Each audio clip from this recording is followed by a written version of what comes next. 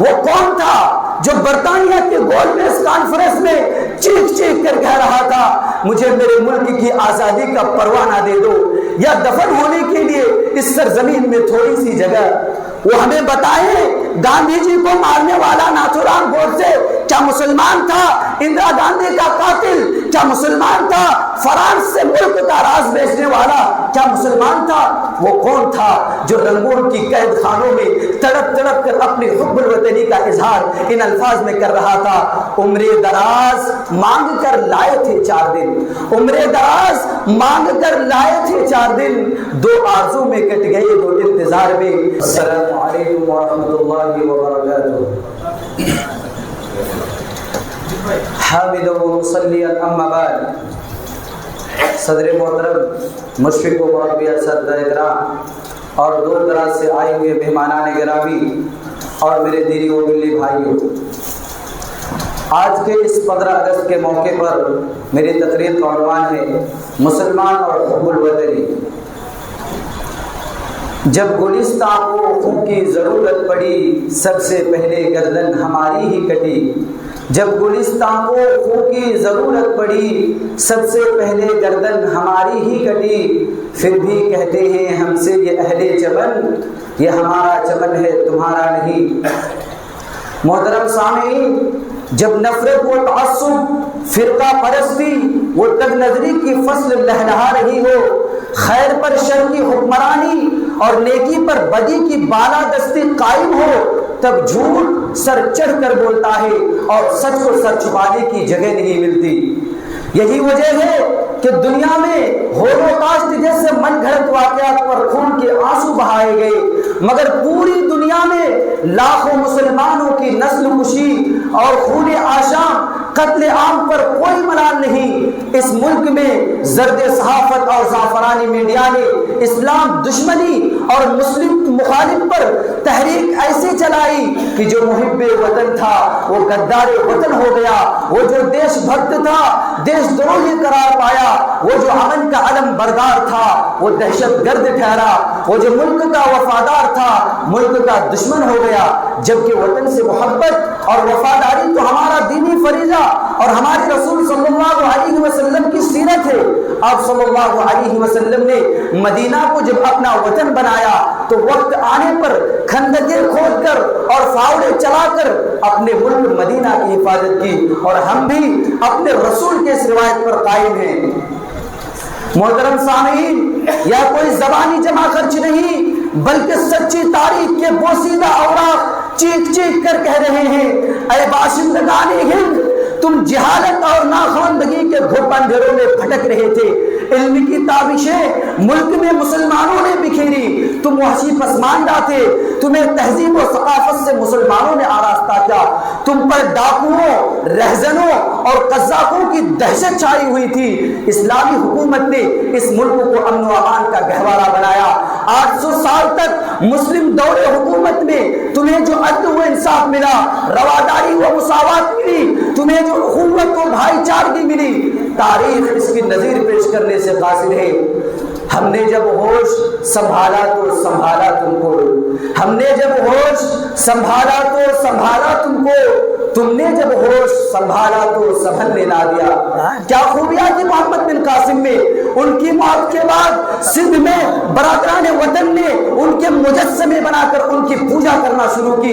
کیا محمود غزنوی جیسا رحم دل اور رعایت پرور حکمراں اب تک کوئی ہندوستان میں آیا ہے جس نے ہندوستانی مظلوموں کی فریاد پر سومناتھ پر حملہ کر کے غیر مسلم بچوں کی عصمت کو سادھوں کے دست بدھ سے بچایا تھا؟ کیا عالمگیر اورنگزیب جیسا عادل پرور بادشاہ بھارت کی تاریخ پیش کر سکتی ہے؟ ہندوستان میں حکومتیں تو بہت آئی لیکن کوئی دوسرا لال قلعہ عالم وجود میں نہیں آیا۔ ملک کا خزانہ بہت بار بھرا لیکن کوئی دوسرا تاج محل چشم فلک نہیں دیکھا۔ شاعروں اور ادیبوں کا تحد نظر ایک سلسلہ ہے لیکن سارے جہاں سے اچھا ہندوستان ہمارا سے زیادہ اچھا ترانہ ملک کو میسر نہیں آیا۔ سائنسی پیش رفت، ایجادات و اختراعات میں اس ملک نے نقطہ عروج کو چھو لیا لیکن ایٹمی طاقتوں اور میزائل بردار ملکوں کی صف میں کھڑا کرنے والا کوئی اور نہیں بلکہ ایک مسلمان APJ عبد الکلام ہے۔ حقیقت یہ ہے کہ ہم اور ہمارا شاندار ماضی اس ملک کا اصل سرمایہ ہے۔ ایک مسلمان کو اس ملک سے الگ کر کے دیکھو، کوئی قابل ذکر چیز نظر نہیں آئے گی۔ محترم سامعین، آئیے مستند تاریخ کے انمٹ حوالوں سے جنگ آزادی کے حقائق کو دیکھتے ہیں۔ وہ تاریخ انگریزوں نے لکھی، ایماندار مصنفین نے ترتیب دی۔ ایک انگریز مؤرخ لکھتا ہے کہ 1757 سے 1857 تک پوری 100 سالہ تاریخ کا مطالعہ کیا جائے تو پتہ چلتا ہے کہ ان 100 سالوں میں آزادی کی جستجو کے لیے صرف مسلمانوں نے لڑائیاں لڑی، کیونکہ انگریزوں نے حکومت مسلمانوں سے چھینی تھی۔ ہمارے امراء، رؤساء اور شاہان مملکت نے گردنیں کٹوائی۔ علماء، صلحاء اور بزرگان دین نے اپنے مسلوں اور مسندوں، بوریوں کو چھوڑ کر کفن بردوش ہو گئے۔ پانی پر شاملی کے میدان میں ہمارا خون جذب ہوا۔ احمد نگر کے قید خانوں میں ہم نے اپنے عزم و حوصلہ کا نظارہ کرایا۔ جلیان والا باغ، لاہور کی شاہی مسجد ہماری قربانیوں کی شاہد ہے، ہماری قربانیوں کی شاہد ہے۔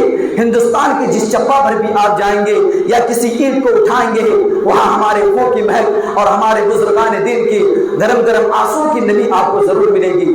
تاریخ کا بھگوا کرن کرنے والے کیا یہ نہیں جانتے کہ بالا کوٹ کے میدانوں میں ملک کے لیے خون کا نذرانہ کس نے پیش کیا تھا؟ وہ کون تھا جو کہتا ہوا شیر کی ایک دن کی زندگی گیدڑ کی 100 سالہ زندگی سے بہتر ہے؟ انگریزوں سے لڑتا ہوا اپنے قلعے کے گیٹ پر شہید ہوا۔ وہ کون تھا جو کہتا ہوا، وہ کون تھا جو مسند افتاء پر بیٹھ کر انگریزوں کے خلاف جہاد کا بگل بجایا تھا؟ وہ کون تھا جو انگریزوں کی آنکھوں میں آنکھیں ڈال کر کہہ رہا تھا سرفروشی کی تمنا اب ہمارے دل میں ہے، سرفروشی کی تمنا اب ہمارے دل میں ہے، دیکھنا ہے زور کتنا بازوئے قاتل میں ہے؟ وہ کون تھا جو برطانیہ کے گول میز کانفرنس میں چیخ چیخ کر کہہ رہا تھا مجھے میرے ملک کی آزادی کا پروانہ دے دو یا دفن ہونے کے لیے اس سرزمین میں تھوڑی سی جگہ؟ وہ ہمیں بتائیں گاندھی جی کو مارنے والا ناتھورام گوڈسے کیا مسلمان تھا؟ اندرا گاندھی کا قاتل کیا مسلمان تھا؟ فرانس سے ملک کا راز بیچنے والا کیا مسلمان تھا؟ وہ کون تھا جو رنگون کی قید خانوں میں تڑپ تڑپ کر اپنی حب الوطنی کا اظہار ان الفاظ میں کر رہا تھا عمر دراز مانگ کر لائے تھے 4 دن، عمر دراز مانگ کر لائے تھے 4 دن، 2 آرزو میں کٹ گئے 2 انتظار میں، کتنا ہے بد نصیب ظفر دفن کے لیے، کتنا ہے بد نصیب ظفر دفن کے لیے، 2 گز زمین بھی نہ ملے کوئی یار میں۔ وہ مولانا علی جوہر ہی تو تھے جو انگریزوں کو للکار کر کہہ رہے تھے نہیں پالا پڑا قاتل تجھے ہم سخت جانوں سے، نہیں پالا پڑا قاتل تجھے ہم سخت جانوں سے، ذرا ہم بھی دیکھیں قاتل تیری جلادی کہاں تک ہے۔ محترم سامعین، وہ الہلال والبلاغ کے ایڈیٹر مولانا آزاد ہی تو تھے جنہوں نے بیمار بیوی کی عادت کے لیے انگریزوں کی طرف سے اجازت کو پائے حقارت سے ٹھکرا کر کہا تھا اگر رفیق حیات اس بیماری میں جا بحق ہو گئی تو انشاءاللہ جنت میں مل لوں گا، لیکن مجھے انگریزوں کی خیرات نہیں چاہیے۔ انگریزوں کی جاسوسی کرنے والے، ان سے عہدہ و مناصب حاصل کرنے والے ہماری حب الوطنی پر سوال اٹھاتے ہیں، ہم ناموں اور واقعات کا حوالہ کہاں تک دیں؟ مولانا جعفر تھانسری، مولانا فضل اللہ خیر آبادی، مولانا اشرف اللہ احمد، مولانا اشرف اللہ خان، علماء صادق پور، احمد اللہ شاہ، یہ ملک اپنے ان جگر گوشوں کو کیسے بھول سکتا ہے؟ 1857 کے بعد صرف چاندنی چوک نہیں، شہر کے ہر دروازے پر سولی نصب کی گئی۔ دلی سے سہارنپور تک ہر درخت پر مسلمان سولی پر لٹک رہا تھا۔ توپ کے دہانے انہیں رسیوں سے باندھ کر توپ کو داغ دیا جاتا، جسم کا گوشت بوٹی بوٹی ہو کر فضا میں اڑ جاتا، سر میلوں دور جا گرتا۔ صرف 1857 میں 2 لاکھ مسلمان موت کے گھاٹ اتار دیے گئے۔ 51,500 علماء اکرام نے 51,500 علماء اکرام کے خون شہادت سے سرزمین ہند لالازار ہوئی۔ سچائی یہ ہے کہ اگر ہندوستان کی جنگ آزادی میں علماء اکرام حصہ نہ لیتے تو یہ ہندوستان کبھی آزاد نہ ہوتا۔ اگر مسلمان تحریک آزادی، تحریک بالا کوٹ، تحریک ریشمی رومال، تحریک خلافت، ہندوستان چھوڑو تحریک، امبالہ سازش کیس، وجود میں نہ ہوتا تو الغرض علماء اکرام اور عام مسلمانوں نے ہی اپنے خون و جگر سے عروس آزادی کی حنا بندی کی ہے، لیکن قربانیوں اور فداکاریوں کے صلہ میں اس امت کو کیا ملا؟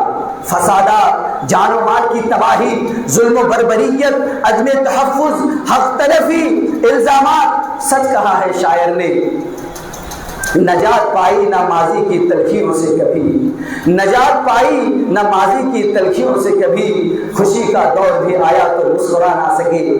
یہ چند باتیں تھیں یوم آزادی کے تعلق سے، جن باتوں کو میں نے آپ سامعین کے سامنے بیان کیا۔ آخر میں اللہ تعالیٰ سے دعا ہے کہ اے الہ العالمین، تو ہم تمام مسلمان بھائیوں کے لیے اس ملک کو امن و امان کا گہوارہ بنا۔ آمین۔ والسلام علیکم ورحمۃ اللہ وبرکاتہ۔